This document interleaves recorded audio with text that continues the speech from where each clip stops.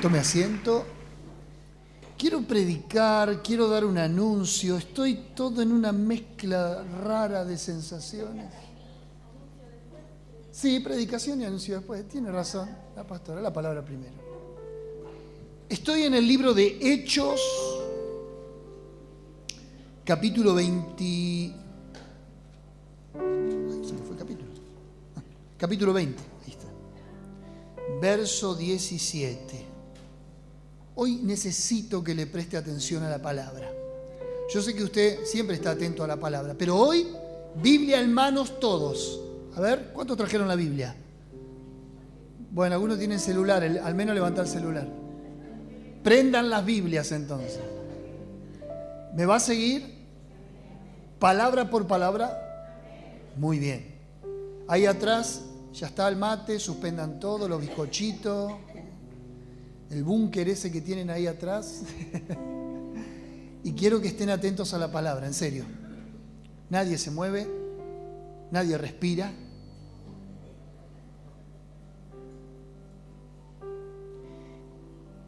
Dice el capítulo 20, verso 17. Enviando pues desde Mileto a Éfeso, hizo llamar a los ancianos de la iglesia. Cuando vinieron a él, les dijo: vosotros sabéis cómo me he comportado entre vosotros todo el tiempo desde el primer día que entré en Asia. ¿Me está siguiendo? Veo gente que no tiene Biblia, ¿qué pasa? Verso 19. Sirviendo al Señor con toda humildad y con muchas lágrimas y pruebas que me han venido por las acechanzas de los cristianos.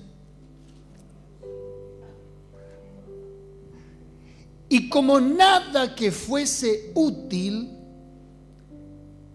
he rehuido de anunciaros y enseñaros públicamente y por las casas, testificando a judíos y a gentiles acerca del arrepentimiento para con Dios y de la fe en nuestro Señor Jesucristo. Ahora, he aquí, ligado yo en espíritu, voy a Jerusalén, sin saber lo que allá me ha de acontecer. Verso 24. Pero de ninguna cosa hago caso, ni estimo preciosa mi vida para mí mismo, con tal que acabe mi carrera con gozo y el ministerio que recibí del Señor Jesús, para dar testimonio del Evangelio de la gracia de Dios. Y ahora he aquí, yo sé que ninguno de todos vosotros, entre quienes he pasado predicando el reino de Dios, verá más mi rostro. Por tanto, yo os protesto en el día de hoy que estoy limpio de la sangre de todos, porque no he rehuido anunciaros todo el consejo de Dios. Por tanto, mirad por vosotros y por todo el rebaño en que el Espíritu Santo os ha puesto por obispos para apacentar la iglesia del Señor, la cual Él ganó por su propia sangre. Verso 31. Por tanto, velad, acordándoos de que por 3 años, de noche y de día, no he cesado de amonestaros con lágrimas a cada uno.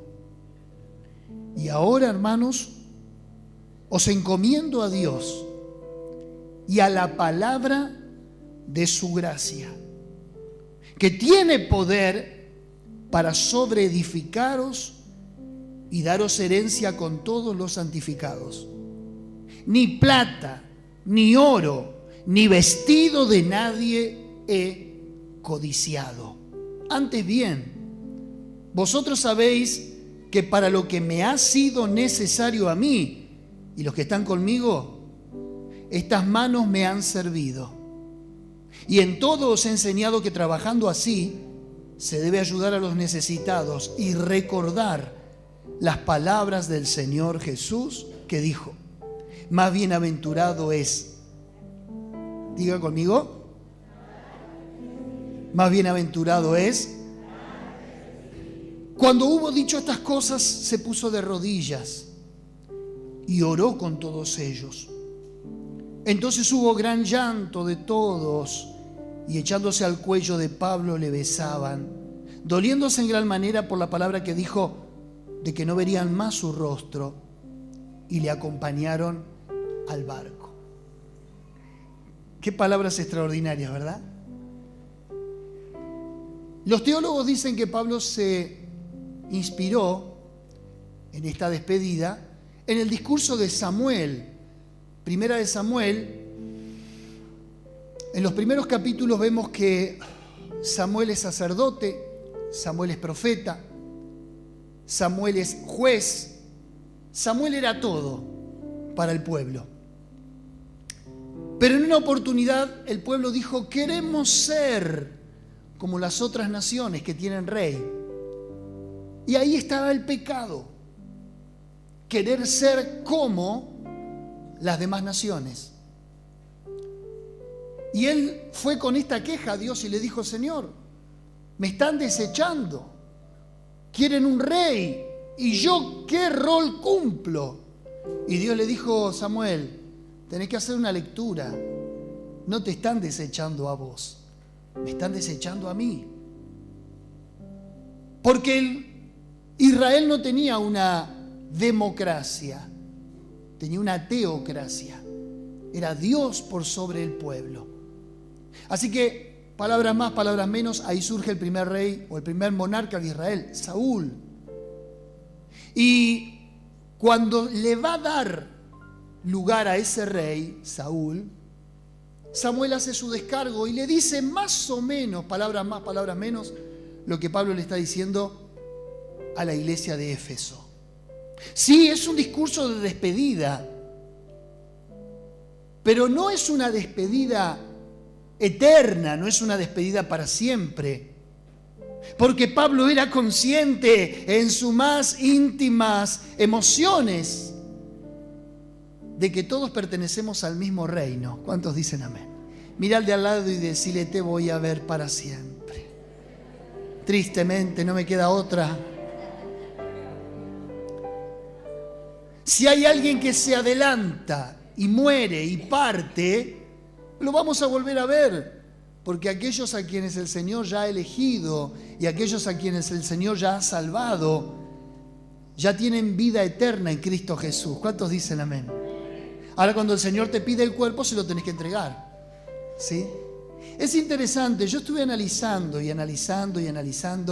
este texto, y Pablo da algunas aristas interesantes, como por ejemplo en el versículo 19, vuelva a leerlo conmigo: sirviendo al Señor con toda humildad y con lágrimas y pruebas, porque eso es el servicio. El servicio no es aplauso que uno pueda recibir del público. El servicio no es encumbrar el protagonismo de un hombre. El servicio desde este rol, desde este lugar pastoral o de tu lugar como líder de célula, es lágrimas y pruebas. Si alguno interpreta el ministerio o el servicio a Dios desde el exitismo, desde la popularidad, está lejos de lo que el Señor llamó como servicio. Las lágrimas y las pruebas son la calidad del servicio. Winston Churchill, después de la Segunda Guerra Mundial, el profesor de inglés me corrige en público. Londres había quedado destruida realmente. Y él no le prometió a la gente que todas las cosas iban a ser color de rosa. Él le dijo: bueno, ahora la frase muy conocida: sangre, sudor y lágrimas. Y así se reconstruyó una de las naciones del primer mundo. Ahora, eso es el servicio también. Sudor, trabajo, lágrimas. Una iglesia que pretende perpetuarse en el tiempo, dar frutos, echar raíces, afectar una comunidad. No se construye sino con estos elementos: las lágrimas y las pruebas. Pero el Señor no dijo que iba a estar ausente de las pruebas. Él dijo: contigo estaré yo en la angustia.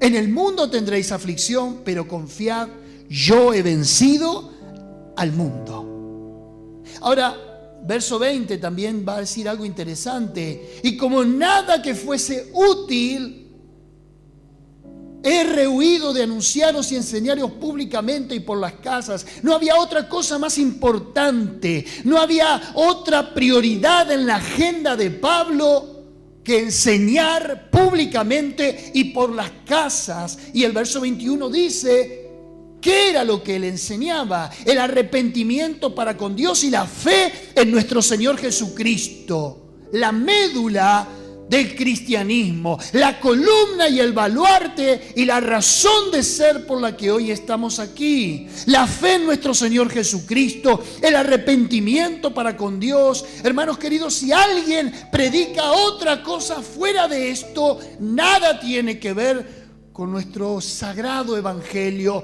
con nuestro estandarte de la verdad. Si no hay arrepentimiento, no hay reconciliación con Dios. Y si no hay fe en Jesucristo, no hay esperanza eterna. Si hay algo de lo que usted tiene que echar mano, si hay algo a lo que usted tiene que arraigarse, son estas dos grandes verdades que Pablo subraya y pone con mayúscula cuál había sido su trabajo en esa iglesia. Pablo estaba siendo llamado por el Espíritu a otra labor. Él tenía en su corazón salir de sus esferas de comodidad, de confort. La iglesia de Éfeso se había acostumbrado a Pablo. ¿Por qué?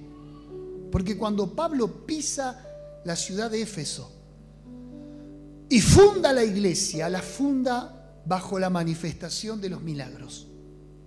Dice que se llevaban las prendas de su cuerpo a los enfermos y quedaban sanos. Y si alguien tenía espíritus inmundos, quedaban libres.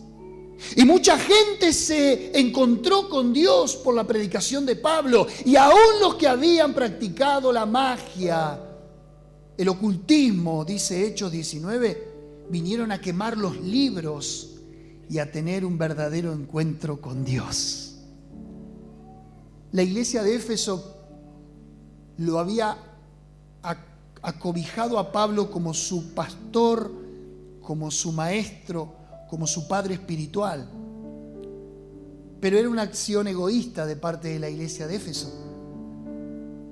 Porque aquellos que hemos sido llamados por Dios, no nos podemos acomodar a la nostalgia de la gente, a los sentimientos, por más puros y sanos que sean. Tenemos que aprender a renunciar a lo que amamos. Es como aquel que se le casa a su hijo, su hija, y que para los padres saben en el fin que le va a ir bien, que va a formar una familia, que va a tener un matrimonio, pero queda la nostalgia del nido vacío. ¿Cuántos lo han vivido esto? Uno sabe que le va a ir bien y sabe que es la ley de la vida, pero le cuesta aceptarlo y uno lo quiere tener siempre con uno, ¿verdad que sí? Ahora, la iglesia de Éfeso no podía entender que Pablo tenía que seguir predicando, creciendo, obedeciendo aquel llamado de Dios. Entonces, en el verso 24, Pablo le dice: de ninguna cosa hago caso, ni estimo preciosa mi vida para mí mismo, con tal que acabe mi carrera con gozo y el ministerio que recibí del Señor Jesús. En otras palabras, Pablo decía, no tengo nada de lo cual aferrarme en esta vida. No soy tan importante como para creer que me merezco esto, aquello o lo otro.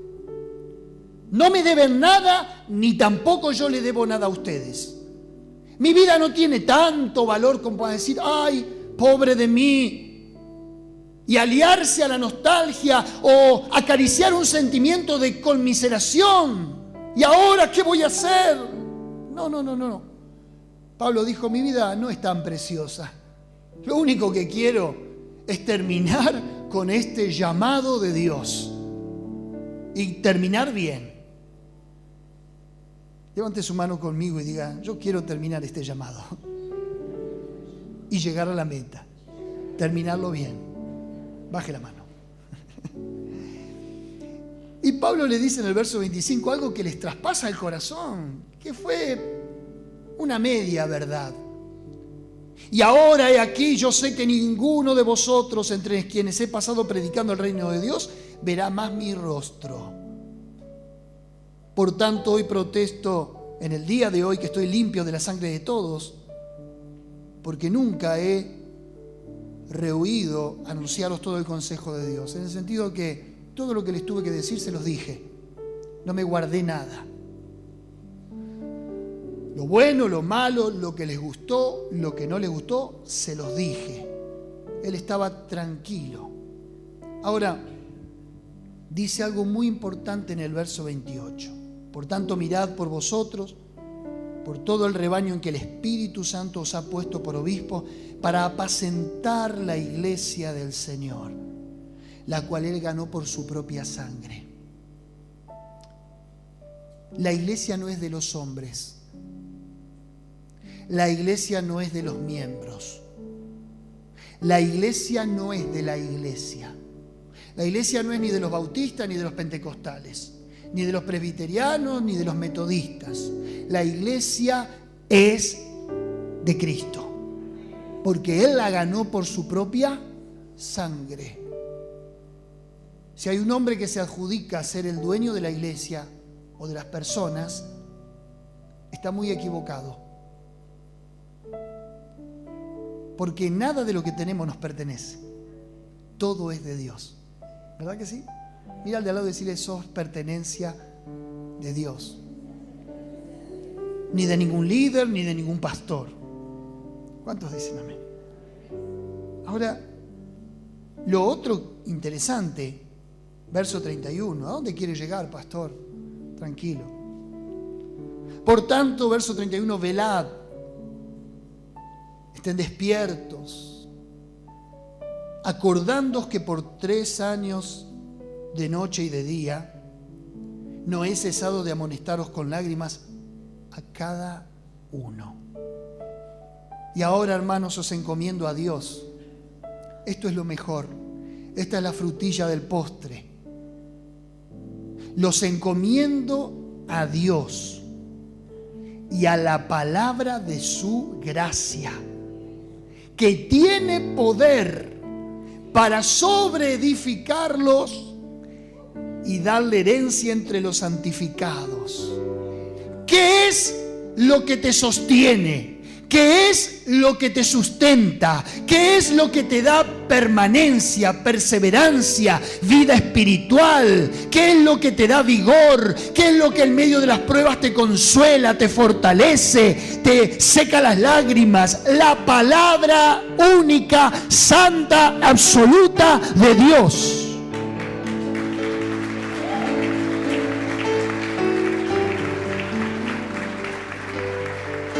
Escuche lo que le voy a decir. No hay verborragia, no hay elocuencia de un hombre que pueda sustituir la palabra.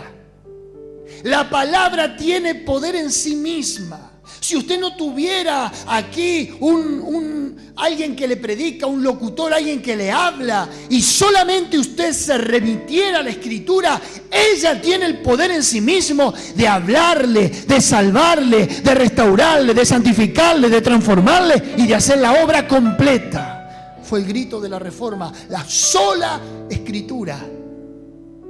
La palabra tiene poder para sobreedificarlo, para darle la gracia, los medios de la gracia. La palabra es la que te habla al corazón cuando cometes un pecado, es la que te redarguye, es la que te consuela, es la que te habla, es la que te grita, es la que se calla ante una pregunta tuya. O como dijo Charles Spurgeon, este libro está vivo. Vamos nosotros a leerla y ella nos lee a nosotros. Qué increíble. Pablo le dice, si yo no estoy entre ustedes, está la palabra. ¿Qué mejor tutor? ¿Qué mejor amparo? Lámpara es a mis pies tu palabra y lumbrera a mi camino, decía David. Y ahora le va a decir algo que va al hueso. Verso 33. Ni plata, ni oro, ni vestido de nadie he codiciado. Increíble. Que los pastores de hoy podamos decir esto de la gente. No quiero nada de ustedes, pero quiero todo de ustedes. No quiero nada en términos económicos, materiales. No necesito nada. Pero necesito todo de ustedes. Que no se olviden del consejo, que no se olviden de velar, de estar despiertos, y que sepan que la única que los puede acompañar en este peregrinaje para que terminemos bien nuestra carrera es la palabra de Dios. No necesito nada, pero necesito todo. No necesito nada en términos humanos. No preciso nada, no me deben nada. No necesito recompensas, pero necesito todo, su compromiso. El verso 34 va a decir, antes vosotros sabéis que para lo que me ha sido necesario a mí y a los que están conmigo estas manos me han servido. He trabajado, me he sabido ganar los recursos para mis necesidades. Pablo hablaba con el corazón. Estos son esos discursos que no se escriben. Son esos discursos que son tan vividos que la memoria los registra y los da a conocer. Cuando hubo dicho todas estas cosas, se puso de rodillas y oró con ellos, y hubo gran llanto. Sí, porque Pablo había sabido ganarse el corazón de ellos. Cuando uno lee el libro de Efesios, es a esa iglesia que le escribe esto. Efesios es un libro extraordinario. Efesios es un libro que reivindica los 5 ministerios. A unos llamó apóstoles, profetas, pastores, maestros, evangelistas. ¿Para qué? Para la edificación de los santos, para la obra del ministerio. ¿Para qué están los pastores? ¿Para qué están los maestros? Para construir en los santos la imagen de Cristo. Esa es la única labor de un hombre, de una mujer de Dios. Conformar a la imagen de Jesucristo, a los santos.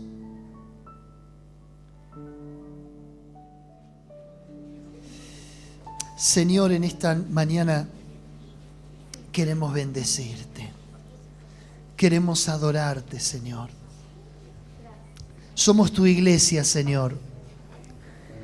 Y cada uno de nosotros, tú nos necesitas en diferentes lugares para seguir predicando este glorioso evangelio.